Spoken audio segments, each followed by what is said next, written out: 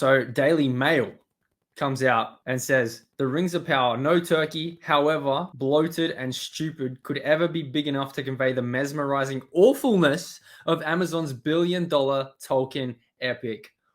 Mesmerizing awfulness.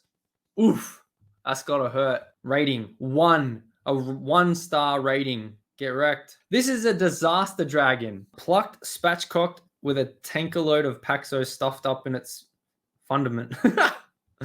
Roasted and served with soggy sprouts. Dude, you can tell this person is so English with the way they wrote that. It's so staggeringly bad. It's hilarious. Everything about it is ill-judged to a spectacular extreme. Good God.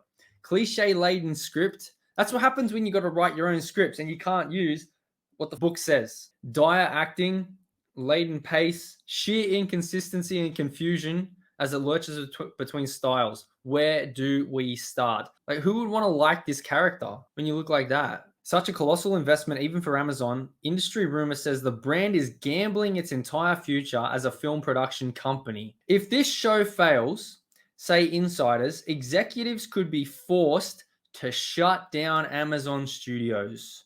Now, wouldn't that be a massive you? I would love to see that. Tank the company after tanking a franchise. The book rights alone cost $250 million. And what did Amazon get for that?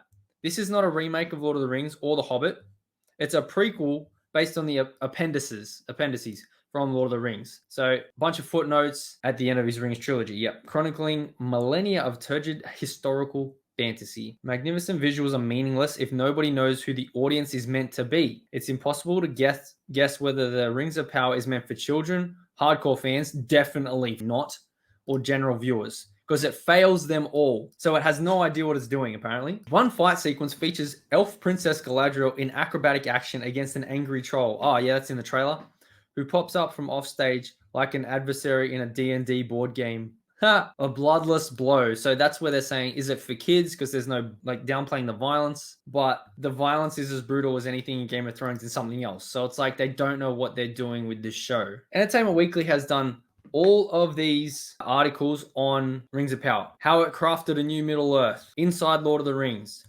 13 key characters. Step into Middle-earth. Stephen Colbert when they were at SDCC. Look how many articles they've done on this show. So they've done all these articles. The Rings of Power review. Amazon's prequel is kind of a catastrophe. What? There are ways to do a prequel. Rings of Power does them all wrong.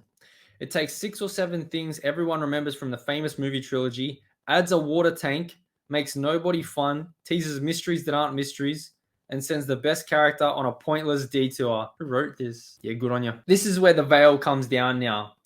For months and months, even, well, how long's been? Maybe a year now. They've had all these articles trying to pump it out for the last months and months, and they've given all these sites all full access to write whatever they want. They've given them all these like previews and everything, but when it comes out, the veil lifts, and this is what we get. Nah, fam, it's shit. It's a catastrophe. Good on you for writing like legit articles, even when your whole company's been writing, or when your whole site's been writing praise for it. That's going to expose more of the ones who are giving it positive reviews, because if they're giving it so many positive reviews, but the ones who have been shilling for it the most are actually saying, well, it's so bad that we can't actually defend it anymore because it's so terrible. So this is what we're going to get, apparently. The latter is Uber Elf Galadriel, who spends the premiere telling people to worry about Sauron. In response, people tell her not to worry about Sauron. That's 1 hour down, 7 to go this season. Sound like $1 billion yet? Oh, this dude's great. Yeah, because she yearns to see the wide, ungardened lands. Oh, he's using quotes. Oh, it's interesting to see now that once the show comes out, all these articles and these outlets want to use the actual quotes from the books that Amazon can't fucking use, which I've been saying for months now. Anyway, Amazon's probably got enough money. Well, they've got well more than enough money to still operate with all their normal stuff. But if this tanks their filming and all that stuff departments, unfortunately, then that would mean you're not going to get stuff like Terminal List anymore. But I think for doing what they've done with this series, I think it's a sacrifice. It's a price to pay destroying beloved franchises.